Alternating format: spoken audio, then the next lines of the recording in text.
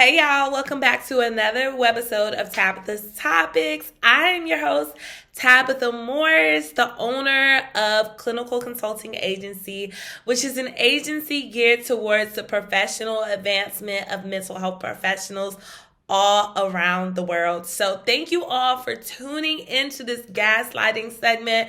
We've learned so much. We've covered so much about what it looks like in our personal relationships. But today we're going to be talking about what it looks like in our professional lives. Many of us have worked under supervisors or other colleagues where we were unsure of whether or not we were being gaslighted or didn't even have previous knowledge of what gaslighting meant. So hopefully this series has highlighted and exposed that for you so you can address, assess, and move accordingly to what needs to be done. So let's get into it.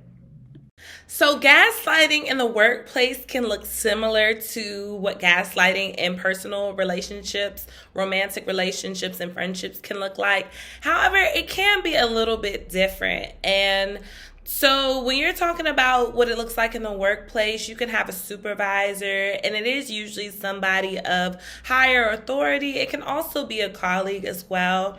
But generally, you have somebody usually in an authority position, and this can be, again, a supervisor. And what happens is one of the first signs is that deadlines are continuously pushed up. For example, you're tasked to work on a major project and it takes a lot of time.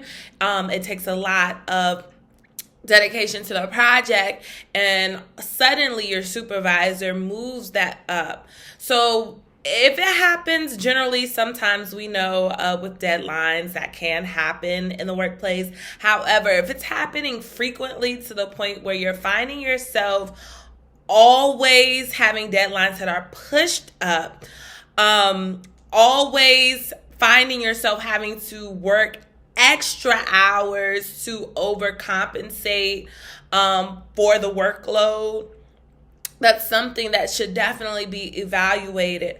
It should be evaluated because as professionals, remember, you should have a work-life balance. Not saying that there won't be times where you do have to work overtime. But if this is constantly happening at the last minute, and there is no remorse, there is no indication as to why this is continuously happening, that is something that you should definitely look for as a sign of gaslighting in the workplace. Now, another portion of that can be sabotage. Any gaslighter's main goal is to sabotage the image and or the self-esteem of the gaslightee. And so for the gaslighter, sometimes pushing those deadlines up can make you, the gaslightee, look incompetent or look like you don't necessarily know what you're doing. Of course, naturally, this would lead us into sign number 2 in the workplace: negative comments about your work performance. If you're unable to consistently meet those deadlines that are shifting, or the workload that you continuously receive that is overbearing and honestly unachievable by any standard employee, then this can sometimes be in a form of a joke. And this can be a subtle joke. It can be a seed planted amongst colleagues that you may not just be the one for the job. However, that's an accurate perception. And it's important. It's important for you, the person who is being gaslighted, to stand your ground. There are different methods we will go over before the end of this video, but I definitely want you all to know that Negative comments is definitely something that does occur. And when it does occur, it can hurt you. Slander hurts. Gossip hurts. And those subtle comments hurts. Let's just be real. Let's be real. I don't know about any of you, but it doesn't feel good when, people talk about your work ethic or, people question your work ethic. It doesn't feel good at all.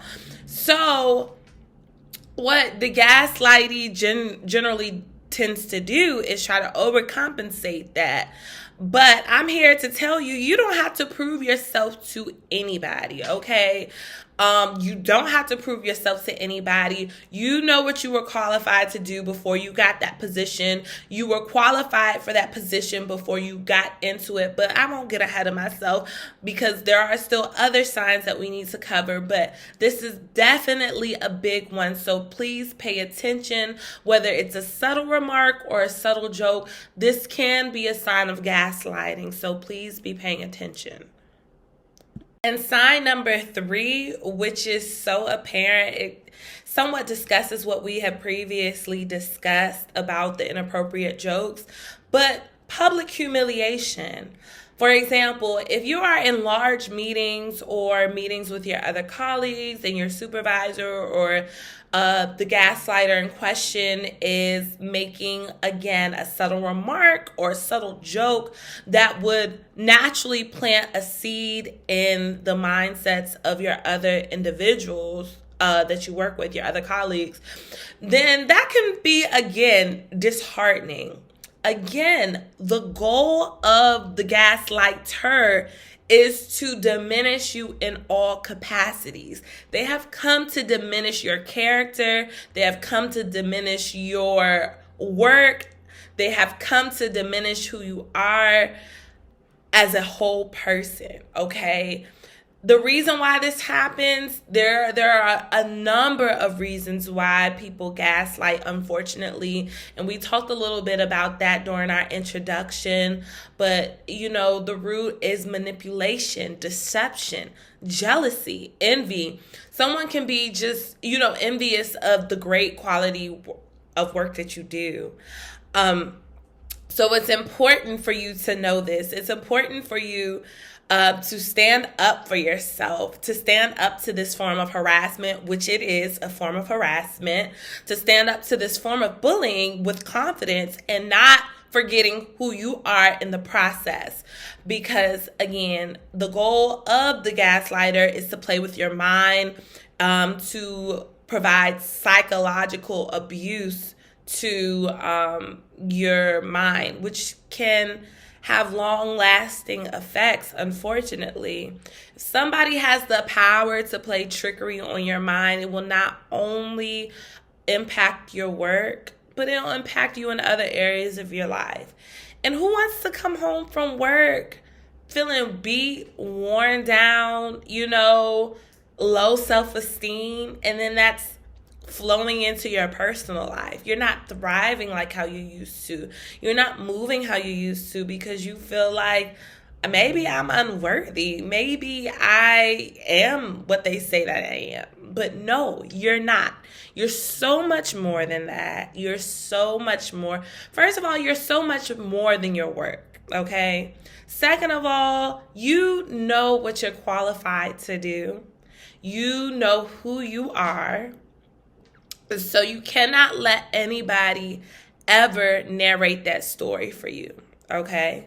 So one of the ways that you can overcome gaslighting, whether it's in personal or professional situations, is knowing who you are. When you know who you are, people can't narrate that story for you. They can't tell you, oh, you are this, you're not good in this area. No, you know your strengths and you know your weaknesses. For example, I know my strengths and my weaknesses. I might be creative in certain areas, but miss me with drawing, okay? Like, that's not my lane. But knowing who you are, knowing what you're capable of doing and expounding on that. So those are ways that you can definitely change that negative narration. Another tip is to expose the behavior. address the person. And when you address the person, address them with confidence and address them with factual information. It is important that you address a gaslighter with factual information, or else you will receive a lot of denial, a lot of repetition.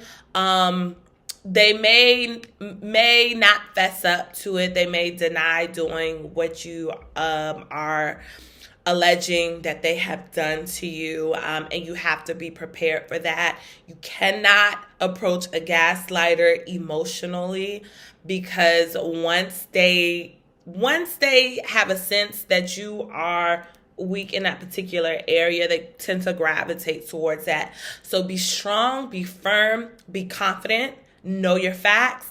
And I would highly advise, this goes into tip 3, to document what has happened. Document everything, whether you need to journal, whether you need to have your email chains ready, on file, and handy, whether you need to just type it on the computer. Whatever the case may be, document the date, document the times.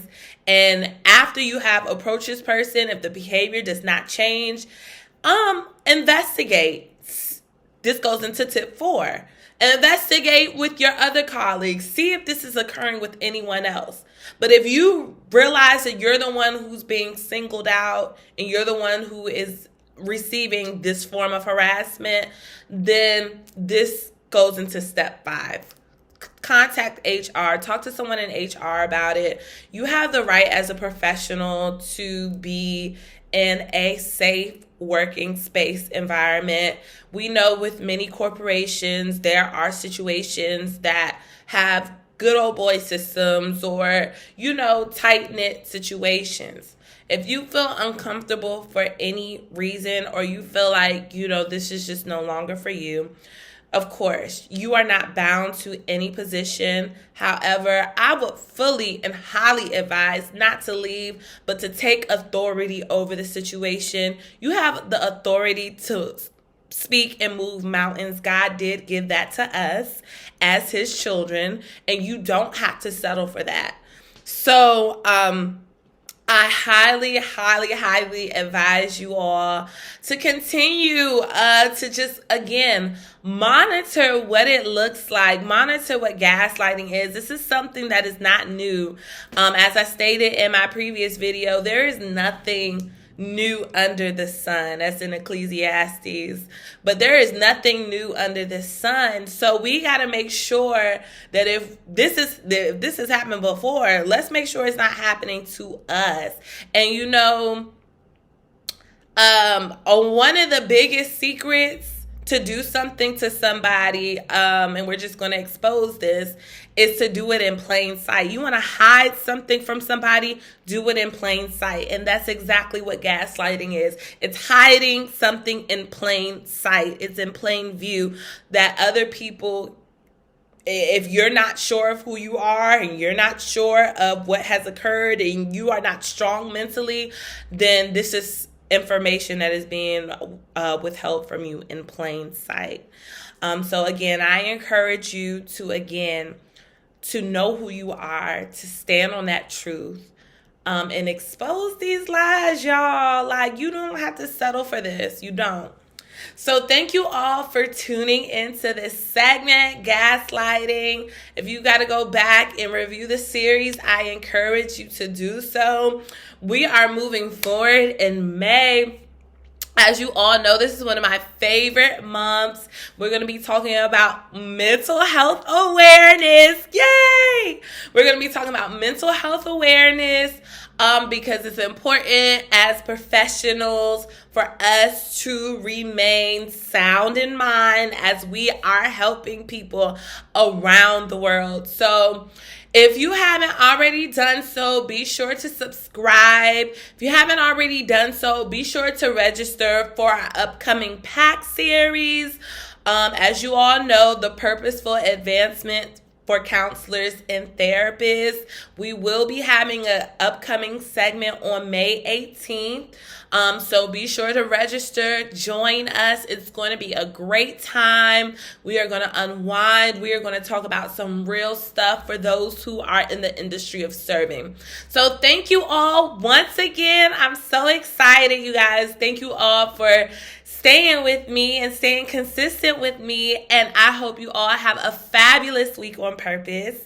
And I will see you next week. Love you guys.